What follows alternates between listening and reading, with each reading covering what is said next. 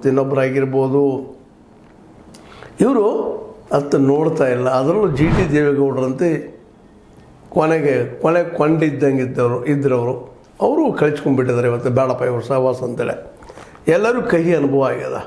ರಾಮಯ್ಯನವ್ರು ಹಿಡ್ಕೊಂಡು ಇಲ್ಲಿವರೆಗೆ ಅವ್ರ ಜೊತೆಗಿದ್ದಂಥವ್ರೆಲ್ಲರೂ, ಅದರಲ್ಲೂ ಮುಖ್ಯವಾಗಿ ರಾಮಕೃಷ್ಣ ಹೆಗಡೆ ಅವ್ರನ್ನ ಯಾವ ರೀತಿಯಾಗಿ ಹೊರಗೆ ಹಾಕಿದ್ರು ಅನ್ನೋದು ಇತಿಹಾಸದಲ್ಲಿ ದಾಖಲಾದಂಥ ವಿಷಯಗಳಿಲ್ಲವು. ಹೀಗಾಗಿ ಇವತ್ತು JDS ಏನಾಗ್ಯದಪ್ಪ ಅಂತಂದ್ರೆ ಒಂದು ರೀತಿ ನಿಧಾನಕ್ಕೆ ಕೊಲಾಪ್ಸ್ ಆಗ್ತಾಯಿದೆ ಅಂತ.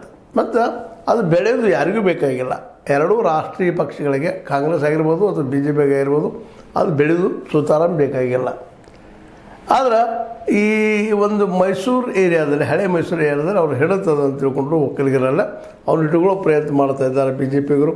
ಯಾಕಂದರೆ BJPಯಲ್ಲಿ ವಕ್ರ ನಾಯಕ ಹೇಳ್ಕೊಂಥವ್ರು ಇಲ್ಲ. ಇವತ್ತು ಆರ್ ಅಶೋಕ್ ಆಗಿರ್ಬೋದು, ಅಶ್ವಥ್ ನಾರಾಯಣ ಆಗಿರ್ಬೋದು, ಮತ್ತಾರು ಇರ್ಬೋದು, ಇಲ್ಲ ಅಂತ ಕೆಲವು ಜನ ಅವರು ಒಬ್ಬ ಮಾಸ್ ಲೀಡರ್ ಆಗಿ ಉಳಿದಿಲ್ಲ ಇವತ್ತು. ಅದಕ್ಕಾಗಿ ಅವರು ಕುಮಾರಸ್ವಾಮಿಗಳಿಗೆ ಒಂದಿಷ್ಟೇನೋ ಅವಕಾಶ ಕೊಡ್ತಾ ಇದ್ದಾರೆ.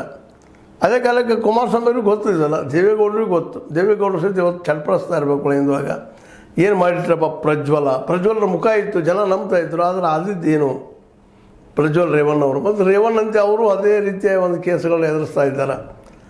ಇನ್ನು ಇದರಿಂದ ಏನು ಲಾಭ ಅದಪ್ಪ ಅವರಿಗೆ, ಯಾರಿಗಾಗಿ ಈ ಪಕ್ಷ ಅನ್ನುವಂಥದ್ದು ಇವತ್ತು ಚರ್ಚೆ ಎಲ್ಲ ಕಡೆ ನಡೀತಾ ಇದೆ. ಇಂಥ ಸಂದರ್ಭದಲ್ಲೇ ಪ್ರಜ್ವಲ್ ರೇವಣ್ಣವ್ರಿಗೆ ಜಾಮೀನು ಸಿಕ್ಕಿಲ್ಲ ಹೊರಗೆ ಬರೋ ಸಲುವಾಗಿ. ಅದು ಒಂದು ದೊಡ್ಡ ಆಘಾತ ಆದಂಗೆ. ಮತ್ತು ಸಣ್ಣದಲ್ಲ ಕೇಸ್, ಅದು ಒಂದಲ್ಲ ಎರಡಲ್ಲ, ನೂರಾರು ಹೆಣ್ಮಕ್ಳುಗಳ ಅಂತ ಆ ಒಂದು ಅತ್ಯಾಚಾರ ಅಂತಿರೋ ಮತ್ತೇನಂತಿರೋ ಅದರಿಂದ ಇವತ್ತು ಪೂರ್ತಿಯಾಗಿ ಅವ್ರ ಹೆಸರು ದಕ್ಷಿಣ ಕರ್ನಾಟಕದ ಕೆಟ್ಟೋಗಿಬಿಟ್ಟದ. ಆದರೂ ಪ್ರಜ್ವಲ್ ರೇವಣ್ಗೆ ಅದ್ರ ಸಲುವಾಗಿ ಅದ್ರ ಹಿನ್ನೆಲೆಯಲ್ಲಿ ಒಂದು ಸ್ವಲ್ಪ ಏನೋ ಜಾಮೀನು ಸಿಗೋಬೇಕು, ಅವ್ರು ಹೊರಗೆ ತರಬೇಕು, ಒಬ್ಬರಾಗಿದ್ದಕ್ಕೆಲ್ಲ ಜೋಡಿಸ್ಬೇಕು ಅಂತ. ಯಾಕೆ ಮತ್ತವ್ರು ಸಿಗೋದಿಲ್ಲ ಅವರಿಗೆ. ಇನ್ನೊಬ್ಬರು ಬಂದರೆ ಭಾಳಷ್ಟು ಉಳಿದಿಲ್ಲ. ಜಿ ಟಿ ದೇವೇಗೌಡರು ನೋಡಿ ಭಾಳಷ್ಟು ಇದ್ದವ್ರು ಅಂತ ತಿಳ್ಕೊಂಡಿದ್ದೀವಿ. ಕಡೆಗೆ ಅವರು ವಿರೋಧಿಗಳಾಗಿಬಿಟ್ರೆ ಇವತ್ತು ವಿಶ್ವನಾಥ್ ಅವರು ಒಂದು ಪರಿಸ್ಥಿತಿ. ಮತ್ತು ಸಿದ್ದರಾಮಯ್ಯ ಅಲ್ಲಿಂದ ಬಂದಿದ್ದು ನಮಗೂ ಗೊತ್ತಿದ್ದ ವಿಷಯ ಇದೆ.